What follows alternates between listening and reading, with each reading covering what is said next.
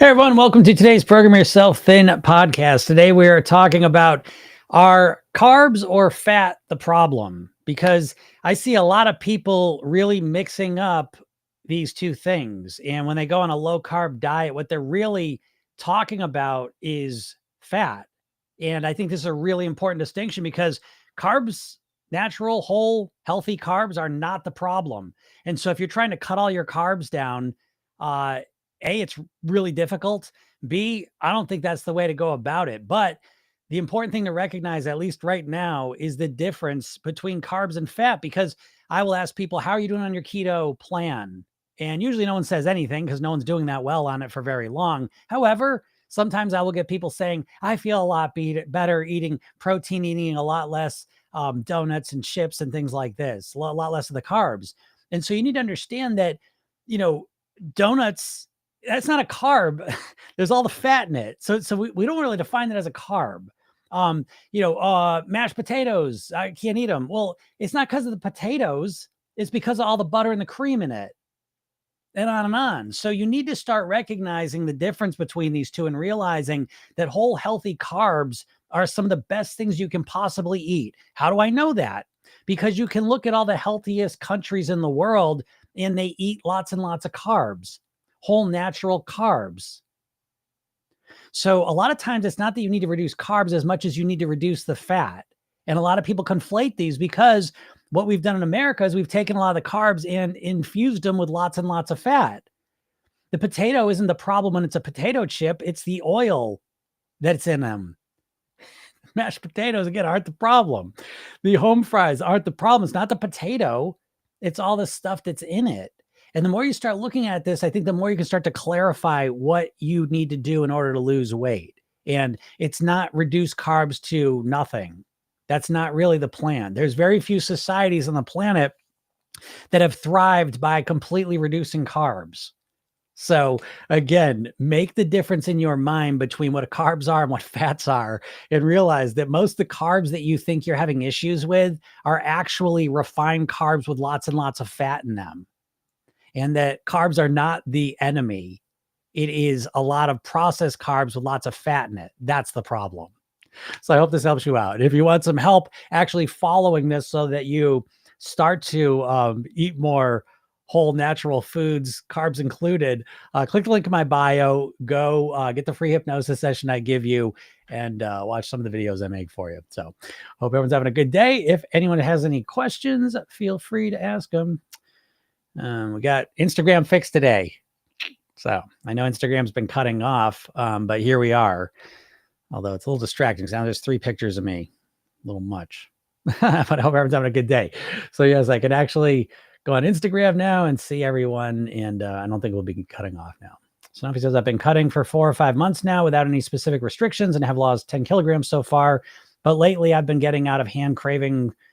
What can I do about this? I've been cutting for 4 or 5 months now without any specific restrictions. Well, I don't know what that means. So what have you been doing? You know what I mean? Like I've been cutting with no specific restrictions. So what's that mean? You're just trying to eat less? I don't know exactly what that means. If I did, I could probably give you some more insights, because cutting without any specific restrictions, just trying to eat less when you eat, that seems so vague that doesn't seem like a very good strategy. So what have you actually been cutting intentionally? And I think that will help me give you, because again, when you say your cravings are getting out of hand, I mean, if you've been doing keto, that I have an answer for you. I can tell you exactly what the problem is. But when I hear that, nothing really, I've just been kind of I've been eating less. That's so vague that I don't even know what you have cravings for. So give me a little more detail, and I think I might be able to help you out there. But yeah, if anyone's any questions, feel free to ask them. Crystal says, hey, Jim, what's your thoughts on grass-fed and not? It's very expensive, but people say it's better. I'll tell you what's better is fruits and vegetables, whole grains, beans, legumes. I'm reading this book, and it's really, really, I've been a vegetarian for 25 years, so take that for what it's worth. Am I biased? Probably. However, I think the evidence is overwhelming that a plant-based diet is the best diet for your health, the best diet for your weight. And I don't think there's a whole lot of argument about that in my world. So yeah, grass-fed versus not, again, I'd rather have plants and beans and things like that. You're going to save a ton of money and you're going to lose a lot of weight and you're going to feel better, almost guaranteed. So is grass fed better than other corn fed, shit that they give you in feedlots? Yeah, I suspect it is, because grass fed, that's what cows are meant to eat, grass. And I think if they're eating grass, there's a good chance that they're in a more natural environment. So there's less stress hormones, less disease, less need for antibiotics. So I definitely think that, given the choice between the two, grass fed is going to be a better option. But again, it's very expensive. Again, I don't think eating a lot of meat's the way to go. So I definitely think that if you're talking about expensive versus not expensive, it doesn't get much cheaper than being a vegetarian, plant-based eater. People tell me healthy food costs a lot, and that's fucking bullshit. Like, I mean, it costs me, my breakfast and lunch for a whole week cost me about $20. My dinners a lot of times cost $5, rice, beans, and some vegetables.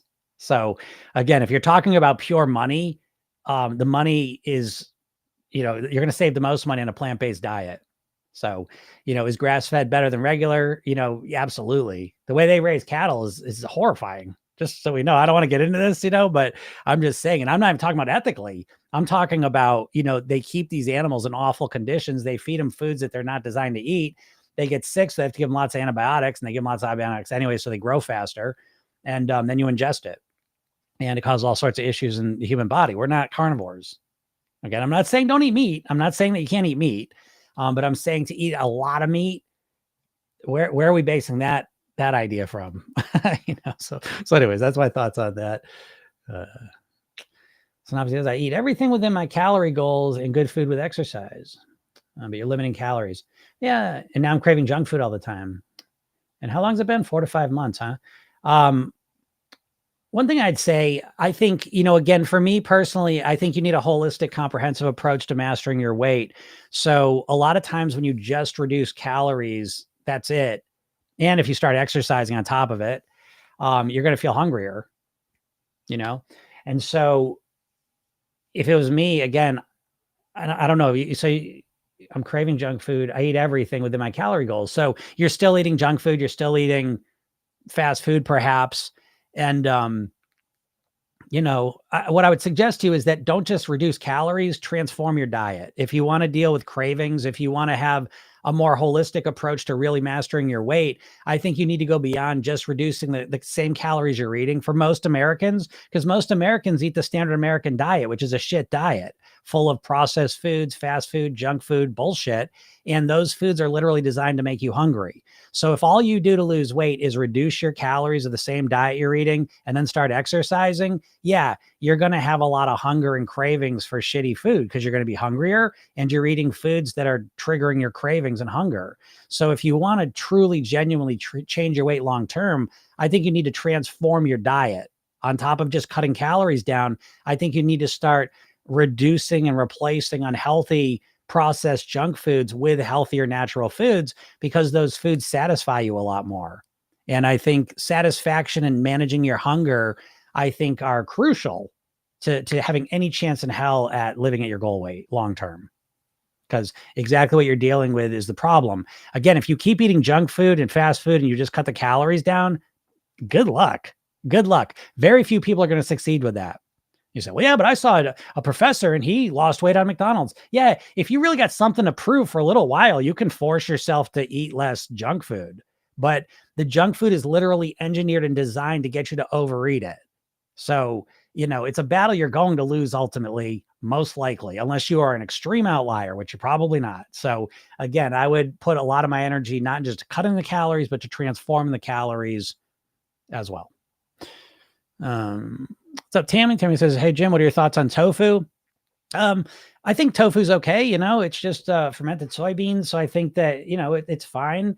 I don't eat a ton of tofu, but again, I don't have a problem with it. I don't want processed, I don't want highly processed tofu. I don't want to eat a lot of tofu. And, again, we can ultra process anything and we take it away out of its natural state. So again, you can see people, all over the world eating, a big diet of tofu in a natural form, and they're fine. So again, it depends how you eat the tofu. I don't eat a lot of it. I just don't. I eat a lot of beans, a little bit of tofu and a lot of black beans, a lot of garbanzo chickpea beans are my main ones. Sometimes lentils, other ones as well. But that's my thoughts. Shireen says, I think of what pigs must eat. Yeah, I mean, pigs will eat anything. Again, and I'm not trying to be anti-meat guy. I'm not that guy. Even though I am a vegetarian, I'm very clear that I want to be supportive of you. I don't give a shit if you eat meat or not. But this Proteinaholic book, I can't recommend this enough. I think that, as vegetarian, and I've been a vegetarian for over 25 years, but I kind of just internalized a lot of this stuff and I just live this way and I love it. And I don't really preach it. This Proteinaholic book, though, and I share the books I read with you and what I'm learning, it's been very eye-opening because I think the science behind it is so compelling at this point. And to be honest, I haven't even kept up with some of this science, and I think it's extremely compelling. And I think so many of you out there, the main diet most people are trying to do some form of is an Atkins, paleo, keto, carnivore-based diet. And the evidence is overwhelming that that is not the diet for the best health, and it's not the best diet for weight loss. And so people are trying to shove as much protein down their gullets as they fucking can, and they're carb phobic, and it's crazy. So that's all I'll say on that. So obviously, says that makes so much sense. Thank you so much. You're welcome. You're welcome. And beyond, by the way, now let me just add that. So I said, don't just cut the calories, transform your diet. On top of that, I think you should be transforming your lifestyle and your mindset. Program yourself. Then we follow the weight mastery pyramid: mindset, lifestyle, eating. And so I don't even think just changing your eating is going to be enough for most people. I think you also need to transform your lifestyle so that you're more relaxed, you're more calm, you're more energized, you're sleeping better, you're more hydrated. And I think that's going to support not having so many cravings. And I think obviously having the right mindset's more calm, more grounded, more congruent with the goals you want to achieve. That is going to, that's going to support you as well. So, but I don't think it's just the eating, just the lifestyle, just the mindset. I think it's all three of them working together. That's what I think. And again, what I'm talking about here that's different from what you usually hear is I'm not just talking about losing weight. I'm talking about living at your goal weight for the rest of your life on near autopilot. That's what I want for you. So again, I come at this from a different perspective. I don't give a shit about fast weight loss. I don't give a shit how much weight a person loses. I care how long they keep it off for, how enjoyably and comfortably they keep it off. So Deanna says, I agree 100%. Eating apples and salads and raw vegetables has caused my appetite and cravings to go down a lot. Yes, exactly. Folks, when you eat more whole natural foods with lots of fiber in it, it stays in your gut longer. And guess what happens then? You create more GLP-1 hormone. GLP-1 hormone, right? What's that do? You inject it into you, right? What's it do? It lowers your hunger. So again, you're not going to hear people telling you can do this naturally to some degree. I'm not saying you can do it as high as the injections, but you can increase your GLP-1 hormone a lot of times by consuming a lot more fiber because it stays in your gut. GLP-1 hormone is a hormone your gut produces. So again, I would suggest we're trained in America that it's the quantity of food you eat. It's the protein you eat. That's what's going to satisfy you. That's fucking bullshit. It is the fiber primarily. It is the micronutrients. It is the hydration of your body, and it is protein to some degree. But it's these other things that most Americans are completely oblivious to. And I don't need to defend this, because you're fucking hungry all the time. That's why you can't stick on a diet. That's why you think you like the carnivore bullshit, because you feel full for a little while, but then you feel like shit and you don't stick on it. So again, the real solution in my world, I don't broadcast this, but I'm going to start doing a little bit more just because I feel like I'm gatekeeping the biggest secret of my weight mastery. And I'm not going to do that anymore. If you can't hear someone say vegetarian's probably the best way for you to, or vegetarian based, plant based, you don't have to not eat meat. I eat a little bit of fish. I don't eat any land animals, but so what? I eat a little bit of fish, but I think everyone's pretty much going to be served. Most people, there's always outliers, but the vast majority are going to be served better by having a much higher plant-based diet, way more plant-based foods going into your body regularly. I don't think there's too many people that are going to suffer from doing that. And yeah, that's what I think. So yeah, even Deanna says this. And Deanna, I got your message, by the way. I got to respond to you, but that's fine. Yeah, another month is no problem. And I hope you're feeling better. It sucks that what you've been dealing with there. What's up, Katie? Going. Oops. So funny. We got Instagram. It better not cut off. I wonder. I don't think it's gonna, but I got a whole different setup here now. Oh shit. Did I miss any TikTok questions? If I missed any TikTok questions, I apologize. I just jumped past a bunch of them, I think, and I apologize. This is a live video. I am answering your questions. If you have anything about weight loss you might be struggling with, here's your chance. Thoughts on wild caught seafood? That's the only seafood I'll eat. I'm not eating farmed fish. It's disgusting looking and it's gross. If you ever get to see, now, you know what? Let me take a step back, and I don't want to talk like a zealot here, because I do eat shrimp occasionally, and shrimp are almost always farmed. And it's kind of gross when I think about it, but I don't think about it. But wild caught seafood is the only seafood I'll eat. I don't even eat much seafood. When I do eat seafood, almost 80% of the time, if I'm eating seafood, it's clams and sockeye salmon. That's literally the main seafood I eat. Smaller fish are better. Bigger fish usually have more mercury in them. So again, I eat swordfish once, twice a year, perhaps. Haddock a couple times a year, sockeye salmon, probably the most. Clams I eat weekly. And no, I would not eat a farm raised fish other than shrimp. I guess I eat. And, that's probably on a, probably won't be too long. I don't eat that either, but for now I do.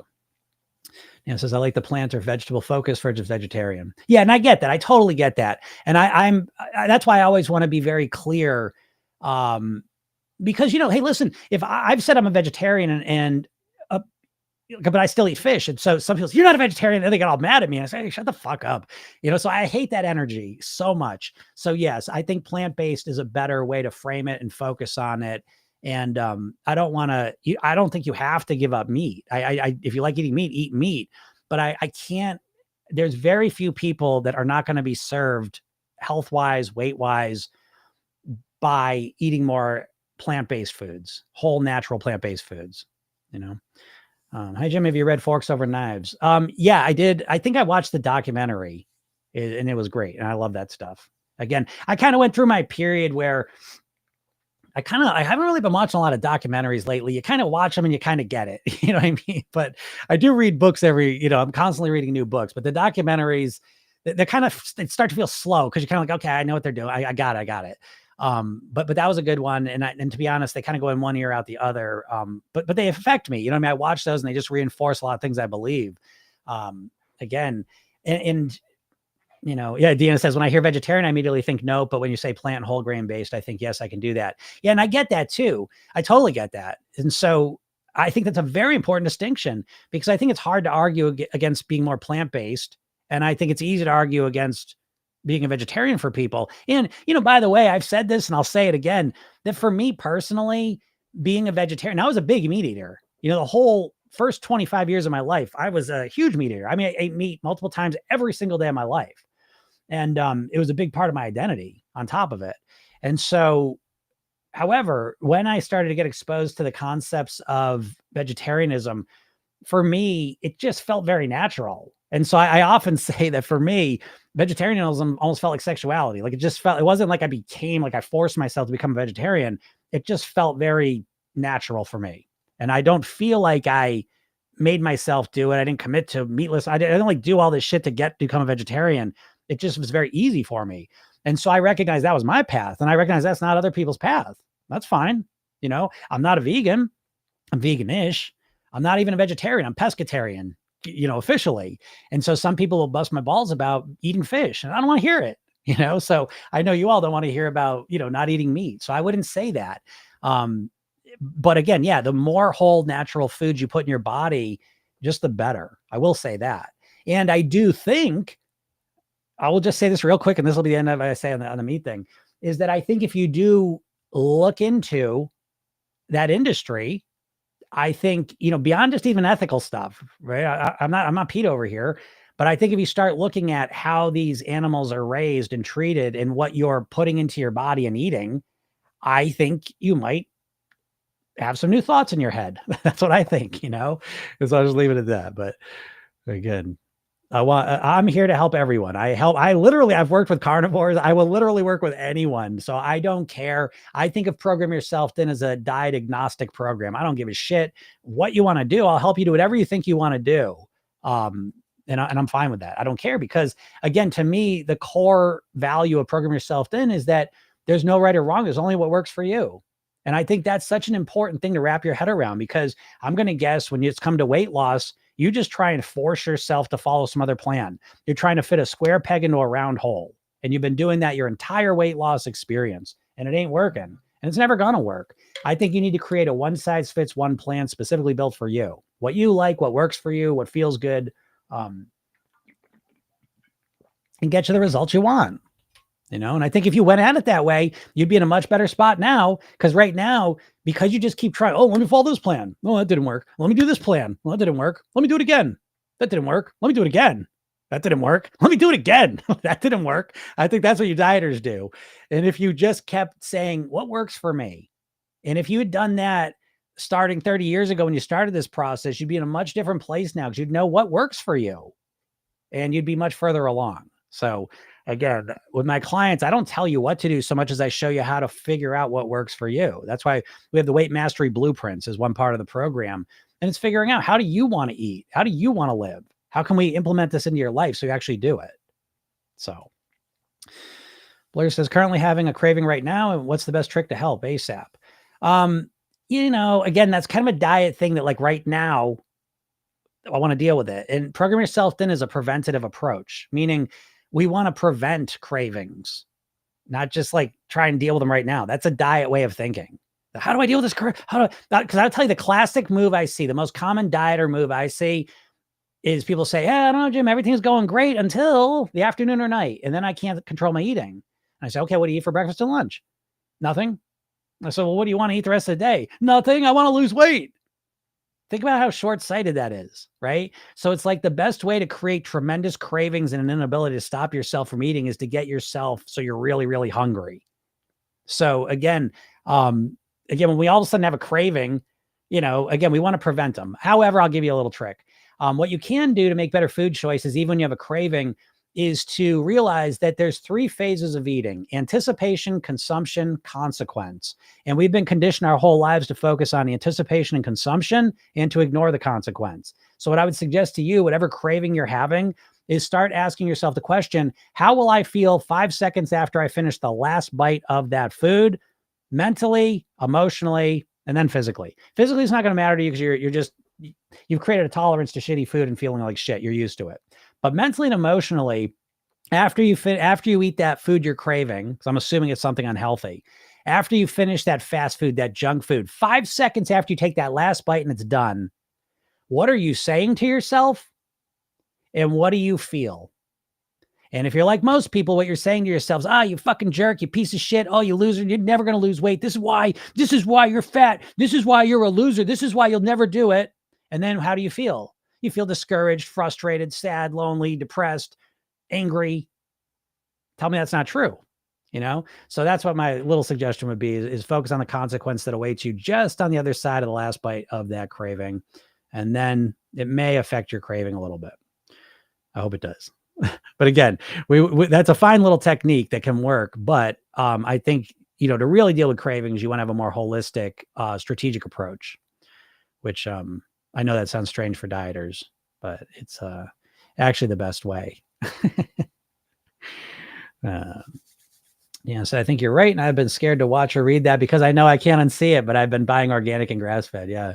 My kids wanted Chinese food last night. It was very tasty, but man, I felt awful for hours later. Yeah, I get it. Right. And so again, we learn from that, that again, there's pretty intense consequences, and not the weight gain ones. I know that's what you all think. You say, well, I don't want to gain weight, but I still eat the food. Yeah, because that weight gain is way in the future. And the way your brain thinks, it says, oh, so we'll eat this now and then tomorrow we'll start. We'll never gain the weight. It's bullshit. You bullshit yourself.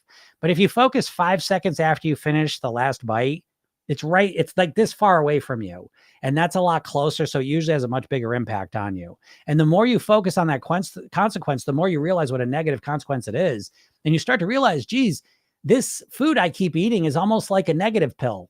Like every time I eat it, I feel like shit about myself. You always do.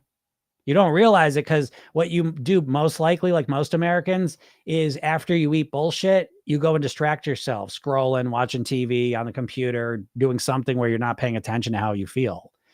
But if you go and eat some bullshit and then take 5 seconds and go sit quietly with yourself, you will realize that there's a very, very negative consequence that comes to visit you every single time you eat a bunch of bullshit. And again, it's mental, emotional first, and then the physical one.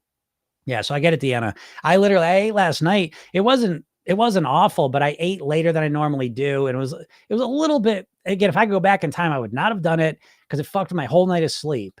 And but again, I don't care because I just log that away. It just becomes reinforcement. Don't eat that late. If you get to that point you haven't eaten, eat light. Eat light. That's what I learned and reminded myself of. Don says, on my first hike this year without a neck gaiter. Yeah, it's kind of nice out. Even though it snowed up here in New England, it's kind of a nice snow. It's a pretty snow, light snow, easy to get rid of. As a matter of fact, I use the old snow blower. No, not the snow blower, the leaf blower. We'll hack for you all. Nothing better than getting rid of snow with a leaf blower. It is one of the funnest things there is. So it's just, I cleared stuff away in seconds. It's great. So yeah. I'm happy for you, Don.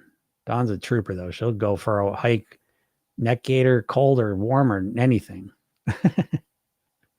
Yeah, me too. I didn't sleep as well. Yeah. I like that. If it's late, then eat late. Yeah, again, then I know that too, but again, I forgot, and it's like I did it, and so I just remind myself, no big deal. I'm annoyed with myself. I wish I didn't do it. I know better, but I did it, and so I learned from it, grow, move forward, and so it's not a big deal. You just got to learn from your stuff, and that kind of comes again to a core strategy of programming yourself. Then it's really built around how do you recover from your mistakes quickly. I don't believe you dieters are always under the false impression that you're going to start your diet and be perfect with it and then get to your goal weight. And then when a mistake visits you, you're just blown off course completely. It's catastrophic. You have no ability to manage mistakes. And I think that's a big problem because you're going to make lots of them. You're going to make lots of mistakes on your diet. Why? Because you don't know how to fucking eat like a thin and healthy person. Just like, I was saying this yesterday to one of my clients. I said, if I sat you in front of a piano and say, okay, play me a song, you never played the piano before, guess what? You're not going to do it because you don't know how. And you don't know how to eat like a thin and healthy. Oh, yes, I knew, Jim. I know what I got to eat. Knowing what you got to eat is not knowing how to do it. And again, the example I always use is how to write. You know how to write with your hand, right? You know how to write. You can write a letter. You can do what you're doing. You can't do it with the other hand, though. So what's the difference? How come you can do it with one hand and not the other? You've got the knowledge, don't you? The knowledge of how to write's there. It's not different for one hand than the other, right? It's the same letters, same process, right? So all the knowledge is there. All the information's there. How come you can do it with one hand and not the other? You ever thought about that? Because it's a profound thing to reflect on because it reveals why you're not losing weight. It's because you think information should cause I should just be able to do that. Well, you can't. You need to learn. You need to install the new thoughts, feelings, and behaviors so they run somewhat on autopilot. You need to train yourself. You need to practice. That may sound weird. You need to practice eating healthy. You need to practice eating like a thin, healthy person. But you do. Betty says, so far your podcast is still going on Instagram. I hope I don't get shut out as I have in the past. Yeah, Betty, I think I fixed it. I think we got this fixed. But you never know. We'll find out if we get to the hour mark. I don't know. We'll go to the hour mark. I got a lot of stuff I'm doing. So I don't know. We'll see. Let's kind of see where the questions lead. But so I think I fixed it. But I don't like to speak too soon. What's up, John? John says the calmness we strive for, I'm going to assume, and the hypnosis mantra dovetails with yogic breathing. They work well together. Yeah, absolutely. Yeah, exactly, John. Yeah. There's no doubt that there's yoga stuff absolutely injected into a lot of program yourself then. No question about it. I'm a yoga instructor. So, I do absolutely put those things in there and they're very helpful. Again, being able to be more calm and relaxed, being able to breathe more effectively, center and ground yourself. Those are all fundamental skills to mastering your weight. And again, they're ones that most dieters just overlook. Why? Because you're just going to force yourself to do the right stuff. But don't you think your stress level impacts your weight loss ability? This is where I think dieters are just insane. I think it's so crazy to think that you're going to just be stressed out and make good food choices. Have you ever thought about what that actually means? Because I don't think a lot of dieters have. But think about it. Like when you're really stressed out, do you think you can just still force yourself to eat the right food? You can for a little while, no doubt about it. You can, again, if I say I'll give you $1,000,000 if you stressed you out like crazy and said, if you don't eat, I'll give you $1,000,000. Yeah, you have no problem doing it. So in an acute way, yeah, you can do it. But long term, you think being stressed, you're going to be able to just make good food decisions? And if you say yes, it really reveals a very huge lack of knowledge about how your brain works. So, yeah, your willpower is kind of like a muscle, and you only have so much of it before you can deplete it. So, when you're stressed, you deplete it. So, yeah, being more calm and breathing is really, really helpful. Again, it's foundationally helpful. If I could just magically make you more calm, come on, Snapper. If I could magically make you more calm, and I did nothing else, I don't give you a diet, I don't give you anything else. If I just make you more calm, don't you think you'd eat better? Don't you tend to make healthier food choices and eat slower and eat less when you're calm? So to me, it's like I want to look for strategic solutions, and being more calm and grounded, centered is one of those. I think it's the most important one personally, because I think being stressed out causes all kinds of problems. But most dieters, not only do they not even look at the idea of being calm, but their diet stress them out even more. So, Katie, she's a leaf blower. It's fun. Yeah, it's fun. Crystal says I'm more of a seafood person than a red meat person. Yeah. I think that's good. Again, it was very. I'll give you one. I'll go one further. I'll throw you guys something I've never heard of this until literally today. That protein is correlated with diabetes. Like excessive meat eating is correlated with diabetes. I never heard that, right? I had always believed that it was the blood sugar theory, that we have a lot of blood sugar in our blood. We need to clear it out. So we release extra insulin and puts it into the cells, and we keep going through that process. Eventually the cells become resistant. But there's a whole other theory out there that seems pretty legit. And it's backed up by, again, a lot of studies that explain it. And it's that the meat, I don't know all the details. I just read it, so it's a little bit hazy. But I'm going to bring you guys some more studies. And again, if you're not in my world, please click the link in my bio and go get the hypnosis session I give you. I've got so much cool stuff coming. And I know I say this, I feel like I keep saying this the last couple of weeks, but the whole app thing is getting resolved quickly here. I'm this close to resolving it. I hope. A couple of issues I got to figure out. But then I will have a free section, and I'm going to start giving you guys some studies, which I don't normally do. I'm going to start doing that more because I think it's pretty compelling. But the meat eating causing diabetes theory, how about that one? I know you all never heard of that. I'm going to guess. I'm a vegetarian. I do this shit all day, and I hadn't heard that one, but it's pretty compelling. So anyways, yeah, seafood, they actually compared seafood eating too, and it was half as much as the meat eating, but it was more than vegetarian. So again, at this day and age, I think, one way or the other, you're going to probably end up eating less seafood unless you are fine eating farmed seafood because we overfish the ocean. So at some point, you'll probably eat less seafood no matter what anyways. So again, plant-based diet, not only is it better for your health, your weight, it's probably also going to be what most of us will be eating just out of necessity, unless you're a billionaire. But we'll see.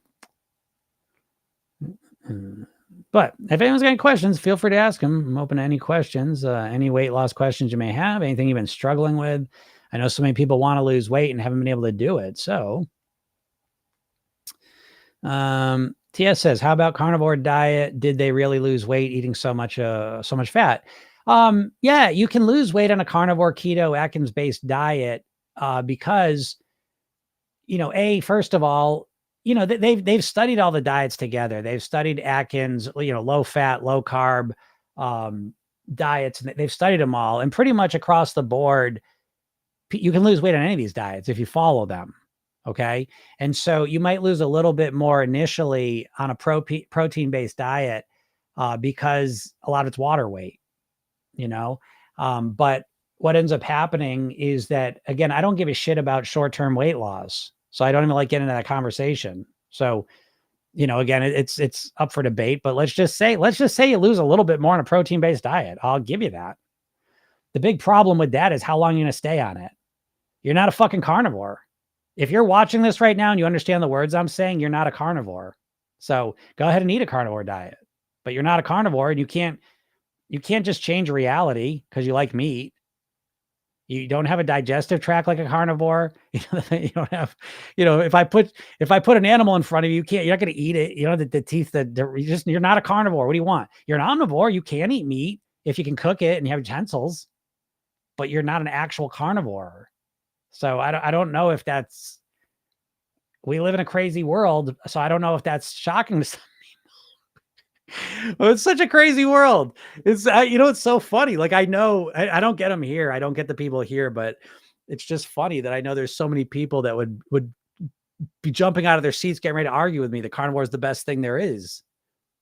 And it's like, that's the crazy world we live in. And that's why I get out of here for free every day, because I feel for all you people struggling with your weight. And I've taken it upon myself to, this is a mission for me. And I do this. This is me volunteering. This is, I'm on the board of a nonprofit and I do a lot of work with them. This is right in the same vein. This is me trying to make the world a better place. That's why I get on here every day for an hour and a half, 2 hours, sometimes every single weekday. I told you last week, I had a technical issue 5 minutes into the thing and I stopped and I got a bunch of work done. And I said, what the fuck am I doing? What am I doing? This is a lot of time that I'm doing this with, but, again, I'm very fortunate with what I do, but this is a mission for me. My father died of a heart attack, 54, obese, unhealthy. And so for me, this is life and death. So again, for me, I do this because, if someone hears me and it helps them live longer and their kid gets to have their parent around longer, that's kind of how I think about a lot of it. And then right below that is the people that are just losing weight and then putting it back on and just feel completely apathetic and destroyed because they don't know what to do. And so I get out here to try and shine a little light on the issue. And so whatever. But again, there's so much, I don't know. I don't think people are necessarily trying to be shitsters and spread shitty information. I think, they struggle with weight their whole lives. And then all of a sudden they eat carnivore and they don't feel as hungry. And so the calorie consumption goes down a little bit. You could eat a pure fat diet. You could literally just eat animal gristle and fat and lose weight in the short term. So it's all about calories. And so people have been bought into the idea that protein is satiating, which it is relatively, but it's not as satiating as fiber and lots of micronutrients and the hydration you get out of plant-based foods. And people don't believe that. They can't wrap their head around that idea. So yeah, people go on a carnivore diet and they do end up consuming less calories because how much meat do you want to eat? And then you lose weight. But again, that's a short-term thinking. With the carnivore thing, and I cannot even believe that that's what I mean. God, 2025. I always thought, didn't we always think this, that the age of the information age, we were going to have like good information. It would be like, we'd know what to do. But it turns out it's just fucking unlimited information. And you can just believe what you want to believe. And you can see doctors out there promoting a carnivore diet. It's the height of surrealness. But yeah, anyways. But I don't get a lot of carnivore proponents here, even though I have worked with them too. So it's like they're smart, intelligent people. Now I've worked with, some people have to, but anyways. May I ask you another question? How do you keep the weight off long term? What kind of mindset? Yeah, okay. Well, the mindset is, so here's the thing. As a dieter, your goal is to lose weight, right? I don't think anyone would argue that. The goal is to lose weight. I want to get to my goal weight. But what you don't realize embedded in that concept, embedded in the diet mindset, is that the goal is to get to your goal weight. Then what? Well, then I'll just stay there. I did it. And that's what you have to realize. Getting to your goal weight and staying there are two totally different things. Do you not realize this? Because I can almost guarantee everyone that's watching this has lost weight and then put it back on. So just losing the weight is the first phase of a bigger process. And so I would suggest right from day one, right from the beginning, that you shift your goal from wanting to lose weight to wanting to live at your goal weight for the rest of your life on near autopilot. I think that's a much better goal, don't you? Which would you rather pick? Would you rather lose weight or would you rather live at your goal weight for the rest of your life on your autopilot? I hope it's the second one.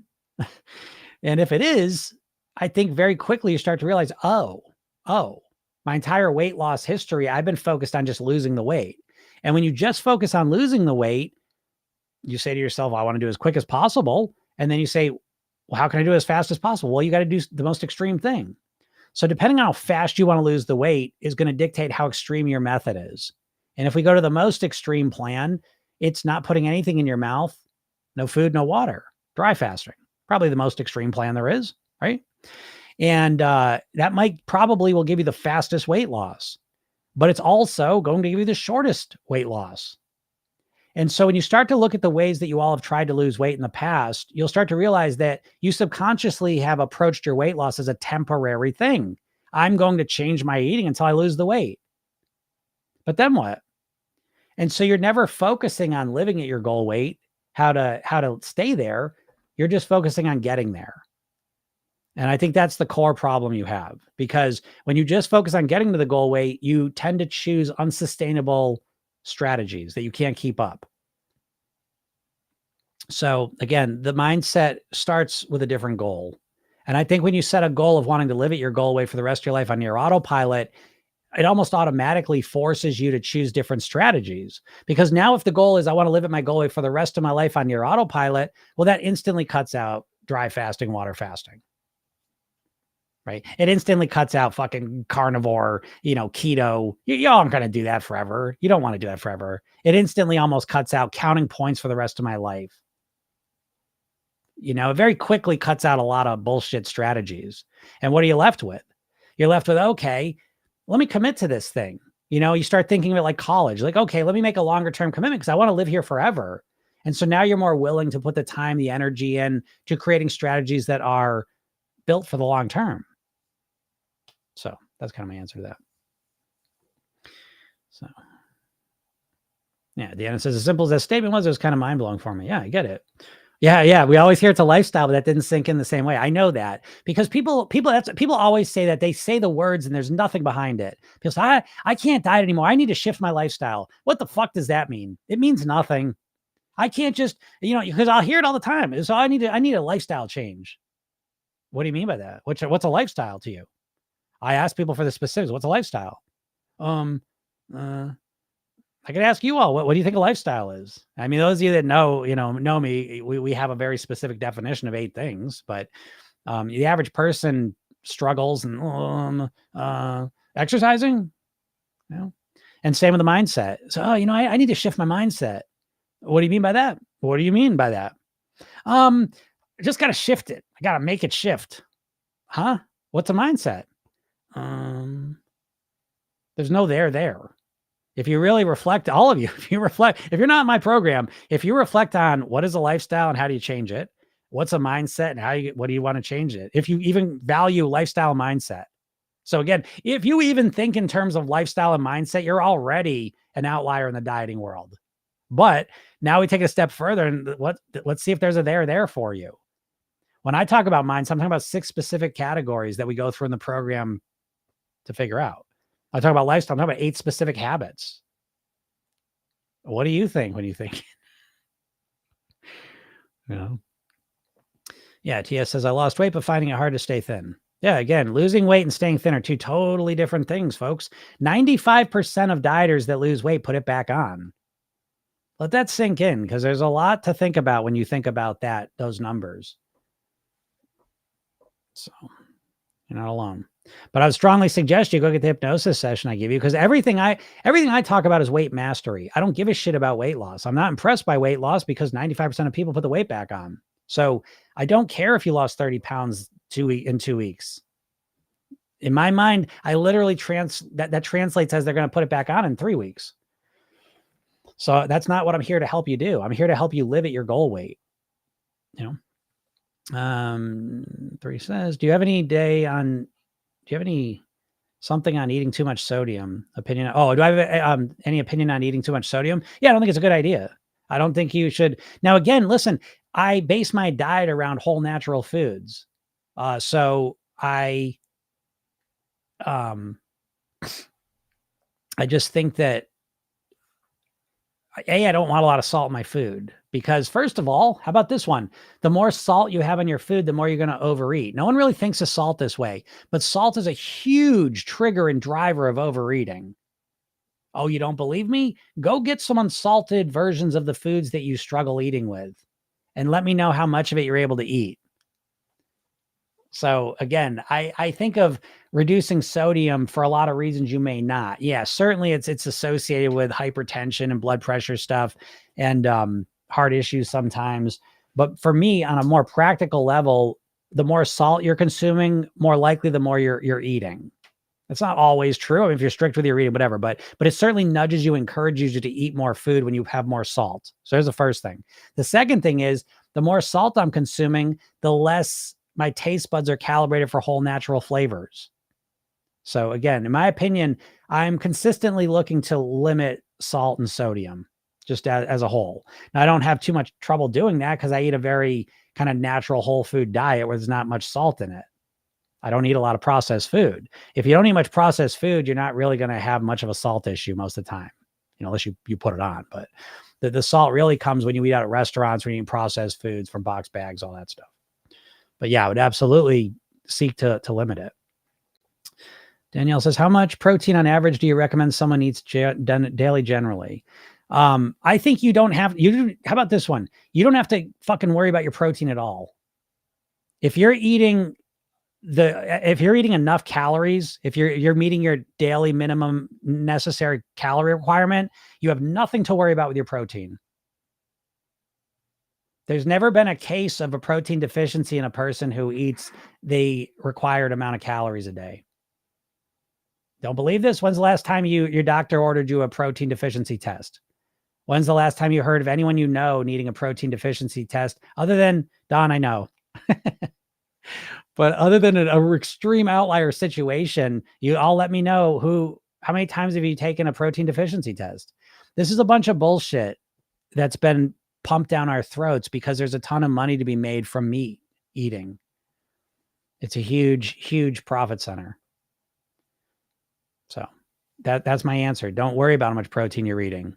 Focus on how much whole natural foods you're eating. Focus on how much fiber you're eating. If y'all want to lose weight, the main thing you should be focused on consumption-wise is fiber.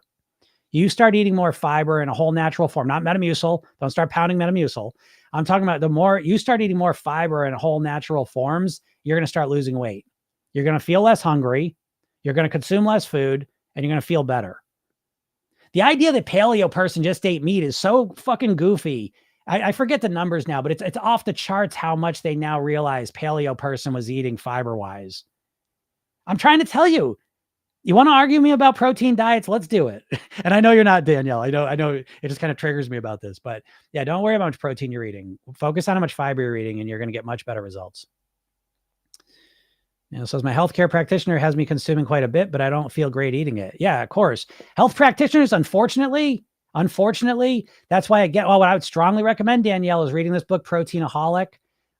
For those in the Thrive group, we're going to do this book review very soon because this is the book of the year for me so far. And it's just the beginning of the year, but I already know this is a top 3 book, I think. It's so good. And I think it's so eye-opening because again, listen, you all blame yourself that you don't have the willpower or self-control to eat the right foods. And I always try to tell you, it's not that. It's your mindset. Your mindset is absolutely fucked up because we live in America and we're constantly taught bullshit from the time we're babies.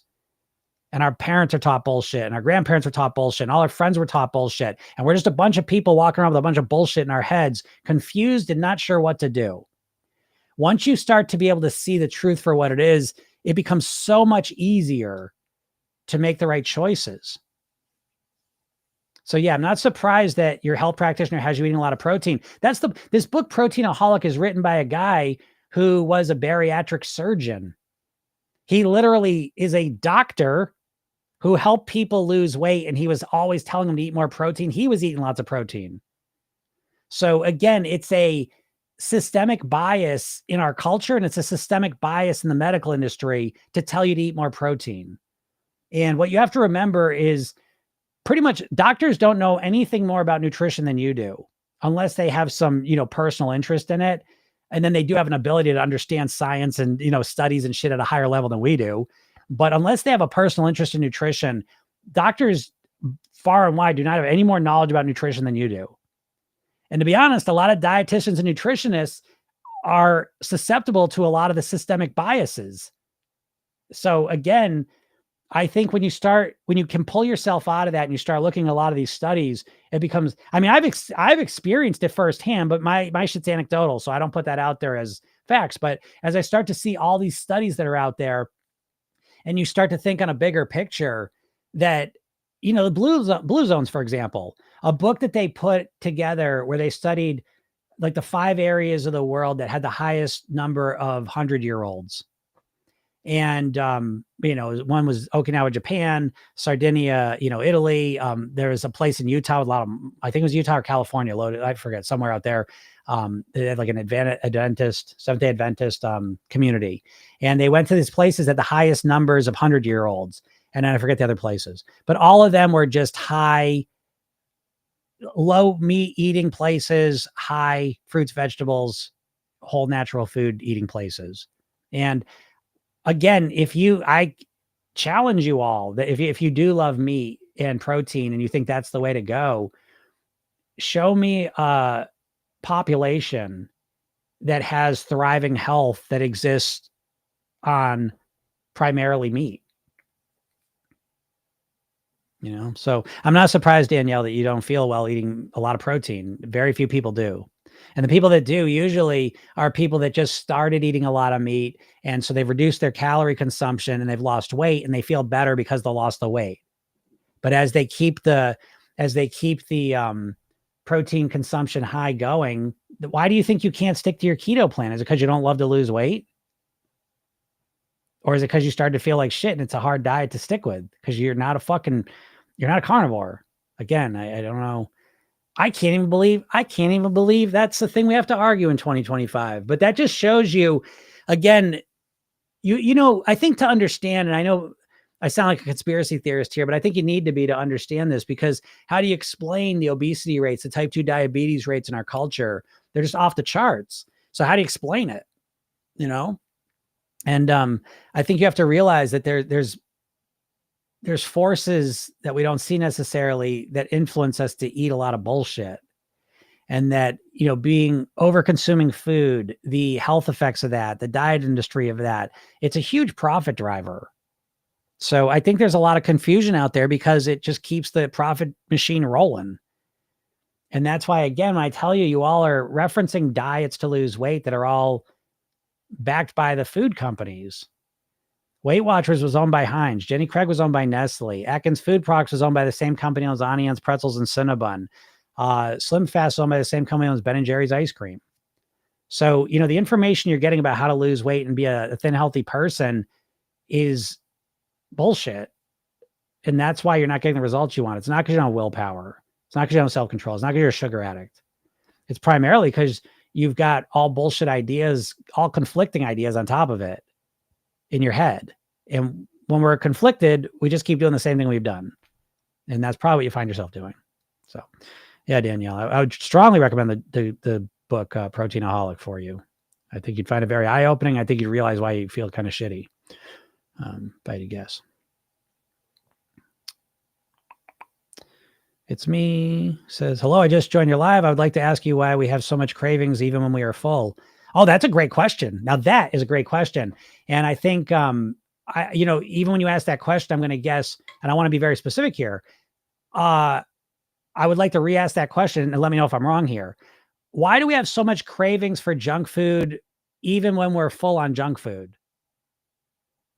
I want to be very clear about that question. And we need to start asking this, I think. Why do I keep feeling hungry even when why do I keep craving ultra processed foods even when I'm full of ultra processed foods? I think when you frame it that way and ask it that way, it's very interesting, isn't it? And thank you, Jen. Yeah, Jen, what's the difference between cravings and food noise? I think what's the difference between cravings for ultra processed foods and food noise for ultra processed foods? That I think defines it a lot more specifically, because until you start eating a diet that's primarily whole natural foods, you'll never have the answer to this. And I could talk about it and I could give you stuff, but it won't mean anything. It's the equivalent of me telling you about a roller coaster and sitting your ass in the seat of it. Those are two different experiences, right? So I can sit here and talk about cravings and food noise all day long, but until you start eating more whole natural foods, you won't even know what I'm talking about. So again, what's the difference between cravings for ultra processed foods and food noise for ultra processed foods? Not much, not much. And the reason you can feel full of ultra processed food and then have cravings for it as well is because those foods aren't truly nourishing and satisfying you. You did put it another way, right? A lot of people think that their hunger is really dictated by the calories in their body. So they think like, oh, I'm hungry because I haven't eaten enough calories. But what if it was possible that you're hungry not because you eat enough calories, because you all know you're eating enough calories? What if you're hungry because you ate enough calories, but you didn't eat enough nourishment? I know in your mind, it makes a lot of sense that if I don't eat enough calories, my body would send me a hunger signal to be hungry, right? But wouldn't it make sense too that if your body's not getting the micronutrients, your nutritional needs met, that it might send you a hunger signal as well? Is that possible? Wouldn't that explain a whole lot of what you all experience every day? Explains what I would feel. I look back at what I used to eat. It's so crazy. I can't even believe it now. But I used to eat breakfast. I would have cereal, which was a relatively healthy cereal. It'd be like Cheerios or Rice Krispies. It wasn't even one of the crazy ones. I would put a bunch of sugar on top of it. Okay. So I would eat the cereal. I would have Wonder Bread with Jif peanut butter. Pretty much, that would be my normal morning thing. An hour later, I'd have a donut, a muffin, a croissant. Lunch, I would have a sandwich, chips, usually a cookie or a brownie or something, maybe some milk. Afternoon snack, I'd have chips, candy bar, maybe a soda. Dinner, I would eat, that was the most natural food, but it was a lot of fat and carbs and all the rest of that stuff, right? So again, refined carbs and pastas, rice, butters, oil, meat, all this stuff. And then I would eat all night, snack foods. And I look back and say, holy shit, how was I able to do that? How are you people able to eat so much food? Because you're never truly nourished and satisfied. Ultra processed foods are designed by companies with multi-billion-dollar budgets to get you to eat as much of it as humanly possible. And what's the main thing that ultra processed foods take out of them? Fiber. Fiber doesn't process well. So you're not getting enough fiber and you're always hungry. You're overfed and undernourished. It's the plight of the American and pretty much the world. We're exporting it. So that's one piece of it. The second piece of it is just hydration. Here's another one. You ever noticed ultra processed foods don't have any hydration in them compared to whole natural foods that have lots of water content? So a lot of times your hunger isn't even hunger, it's thirst. And your body confuses the two because we evolved in an environment where we ate a lot of our hydration.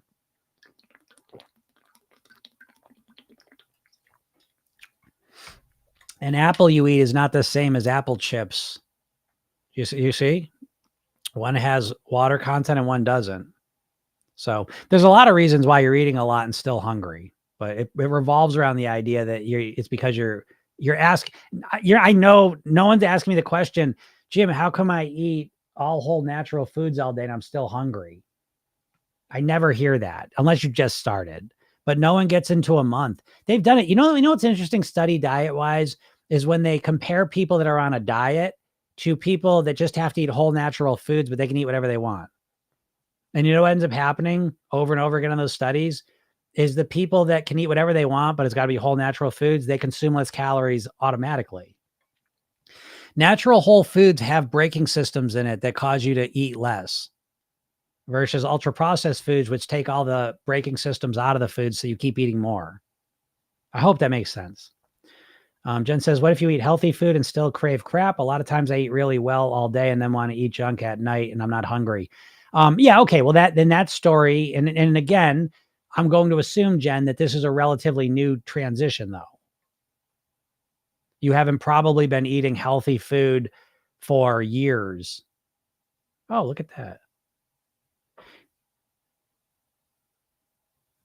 You know what?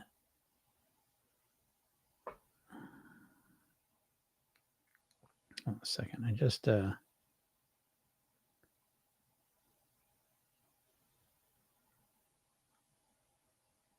Instagram did stop. So now I'm wondering if it's just a come on, what the fuck? I wonder if it's just a Instagram setting that it cuts off after a certain time.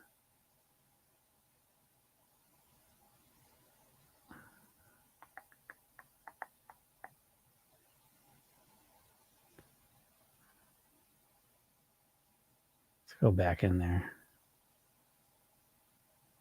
Let's see what's happening. Sorry, everyone. I'm kind of curious about this. This was my chance to fix this. So let's see. Anyways, yeah. So I feel bad that happened. Danielle, so I'll definitely have a look at the book. Thank you. I appreciate this platform so much. Yes, I do too. I hope they keep it, but we'll see. Oh, we will see. So, Danielle, avoid the nutrients and fiber. Yep. They make processed foods so addictive like drugs. Yes, absolutely. Absolutely. Yeah, they don't have satiety. Yep, absolutely. Jules says, I love your lives. Thank you. Thank you. Laura says, what about when you eat a really good whole food meal, then go and eat the processed food after?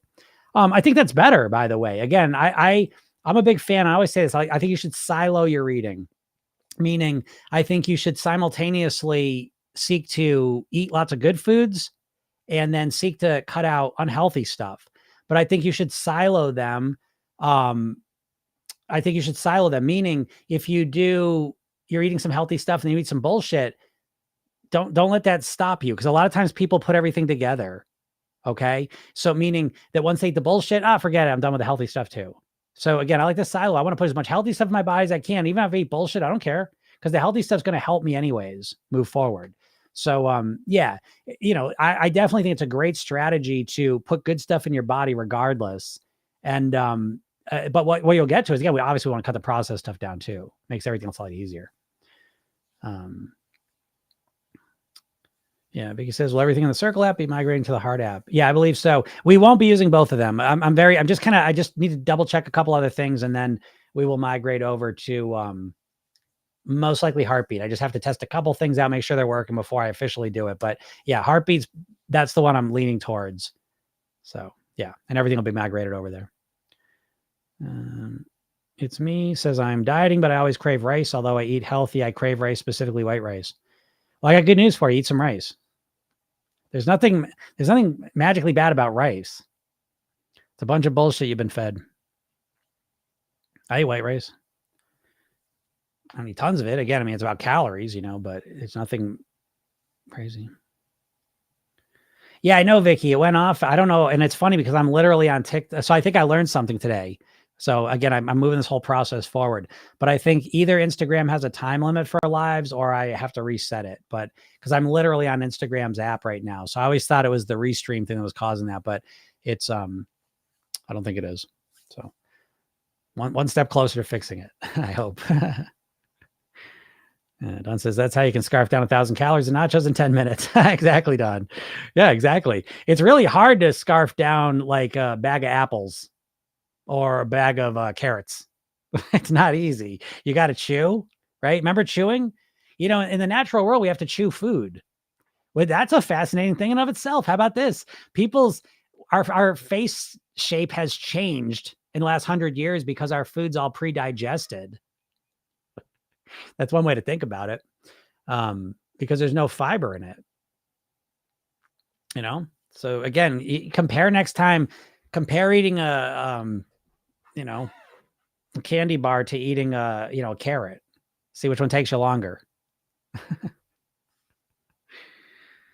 Lisa says, sometimes my brain says food, but I'm not really hungry. I'm a natural eater.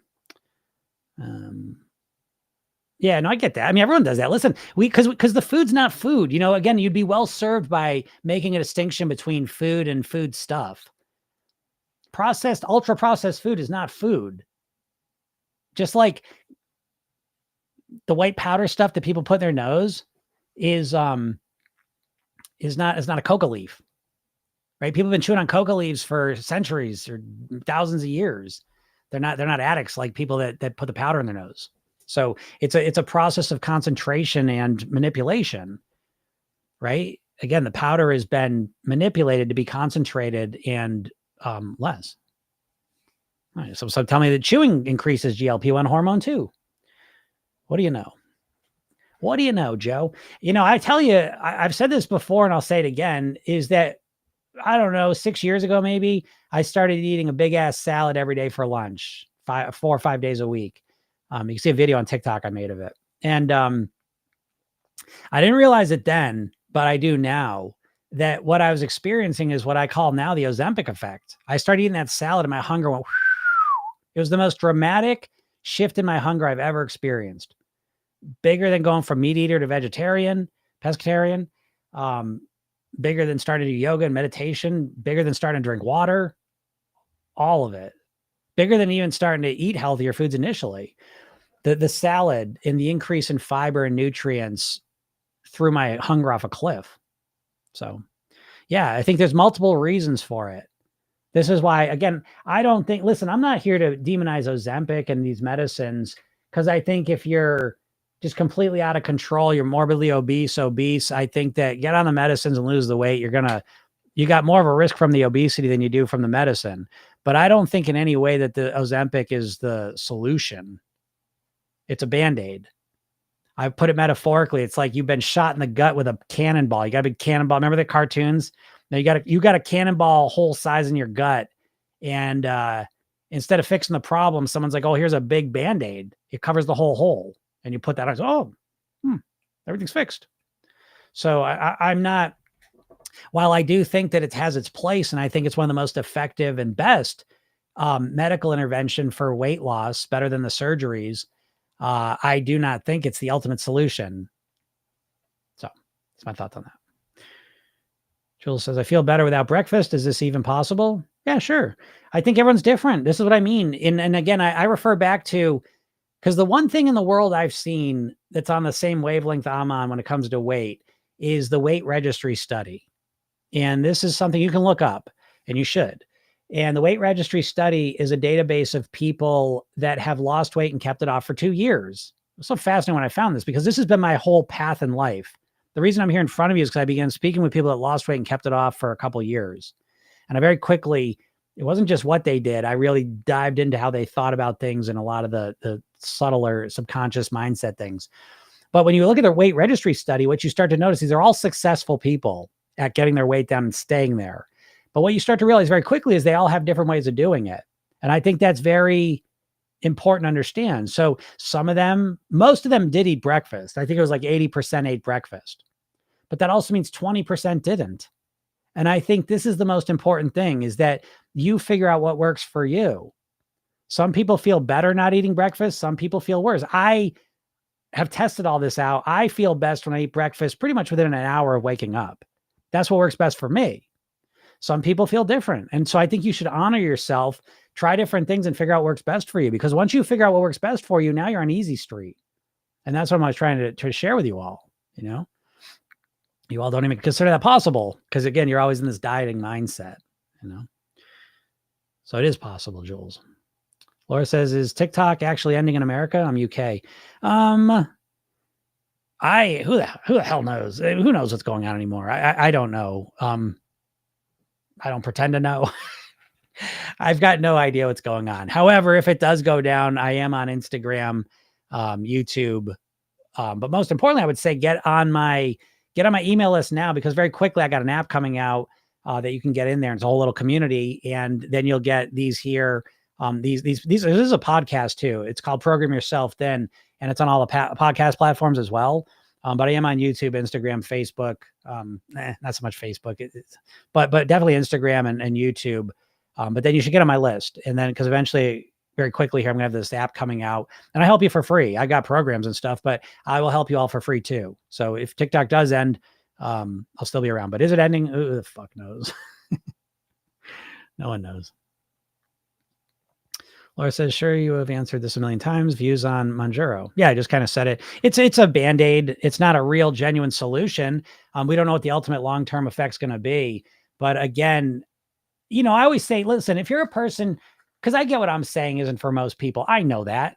I'm very well aware of that. What I'm talking about really, my clients are almost exclusively overthinkers, action takers, motivated people, type A personalities, perfectionists. Those are my types of people that usually end up working with me. And I know there's a lot of people aren't like that. So I think if you're a person who doesn't really want to or can't put the time and effort into really resolving this, because it does take work. I'll be the first to admit it. Even in my program, we go through the weight mastery pyramid, mindset, lifestyle, eating. It's like it's akin to a college course. You know what I mean? I think. And so, you got to have the brains to be able to do that. You have to have the desire, the ability, the fortitude. And a lot of people don't have that, and that's fine. I'm not here to judge that. So I think if you're not willing or able to put that effort into it, I think those medicines right now are probably the best chance you got, because the diets aren't going to work for you. Diets aren't going to work. And then the surgeries, I just think the medicine's better than the surgeries for a lot of reasons, but I think ultimately it's not a real solution. It's not the solution. And I know this, I've had this conversation with a lot of people on it. And so I'm not even saying that you won't just lose weight, but what I'm talking about here really is taking your weight loss and wrapping in personal development. And so to me, this is so much more than just weight. This is about being the best version of you possible. And so again, it's a much bigger goal than just losing weight. And I think that's a key part of how you actually stay at your goal weight forever too, though. I think you need to have a bigger goal than just a weight or a size.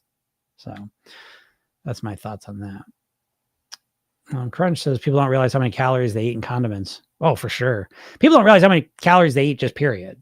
And Program Yourself, then one of the first things we do and continue to do is develop awareness. You're all a lot less aware than you realize, which is why you feel like you're doing everything right, but you're not losing weight. That's not true. What's happening is that you're not doing everything right. That's why you're not losing weight. And you're not doing everything right because you don't even know how to do everything right. And you're unaware that you're doing things wrong, most likely. It's me says, do you think intermittent fasting 16-8 works for losing weight? Even in 4-hour window, we eat junk. Potentially. I mean, again, all weight loss just comes down to reducing your calories from where they were. And then you lose weight. And so there's a million ways to do that. Will intermittent fasting work? Again, what you all have to do is stop asking that question. I mean, any diet will work if you followed it. The question is, are you going to follow it? So you got to stop just saying like, oh, does it work? Every single diet works. The question is, are you going to follow it? So go test out intermittent fasting. Go do the 16-8 thing. See how you feel. If you love it, if you look forward to the not eating for 16 hours and you feel amazing and you just love it, can't wait to do it again tomorrow, then I'd say, hey, you've figured out your big chunk of the way towards living at your goal weight. Great.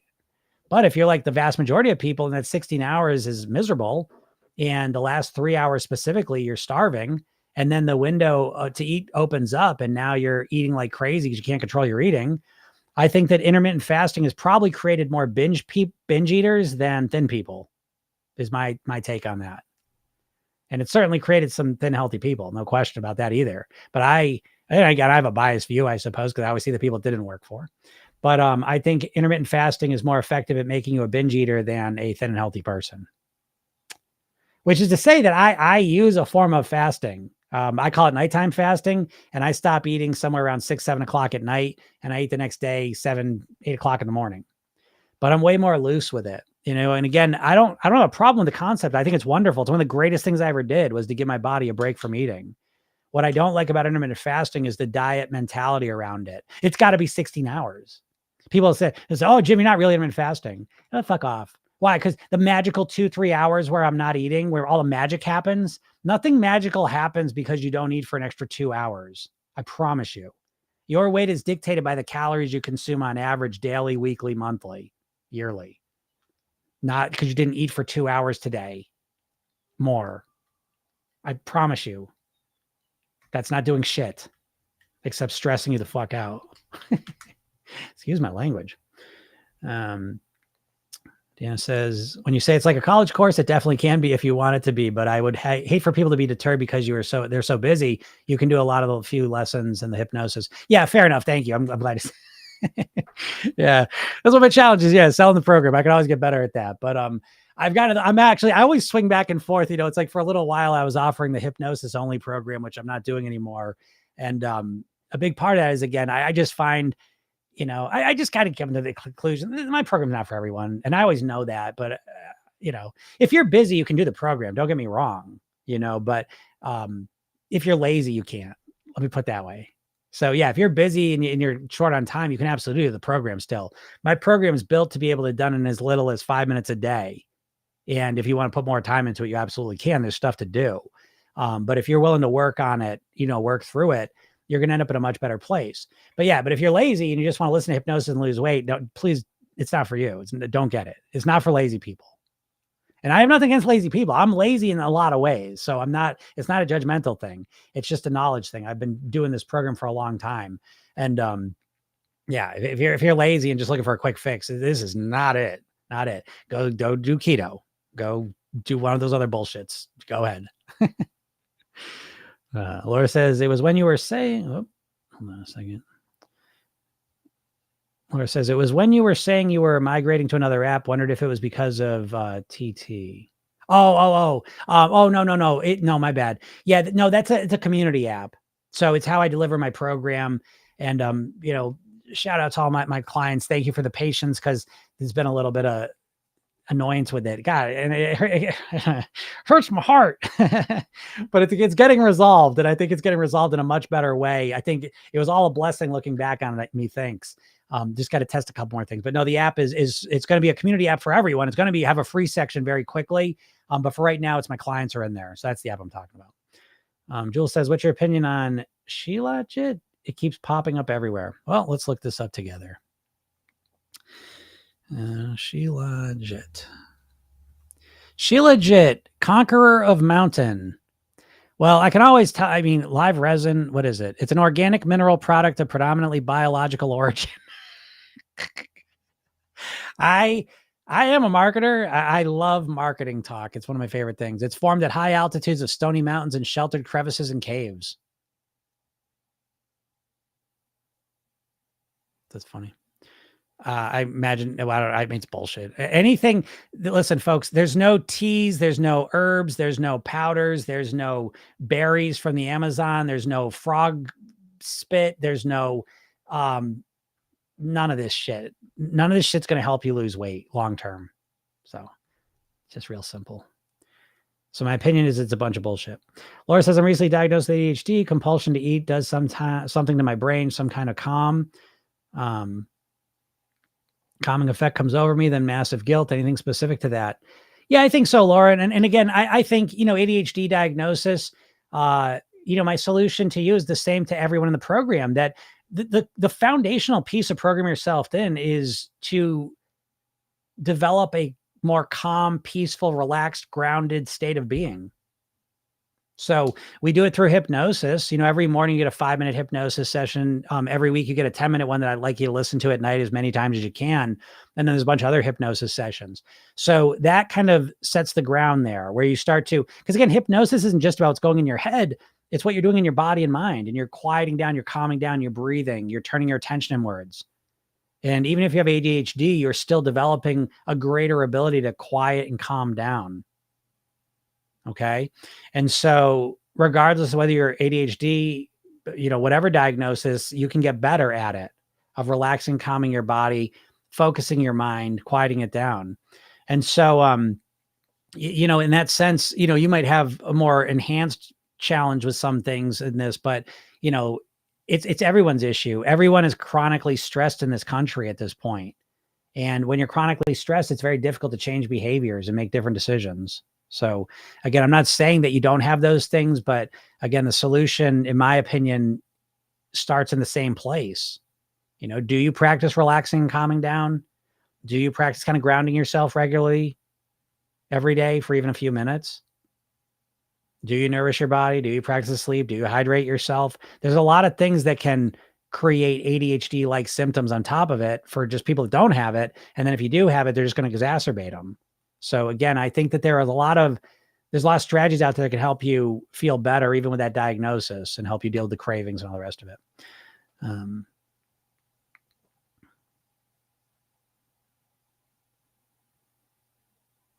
Any advice for getting rid of candida in the blood? No.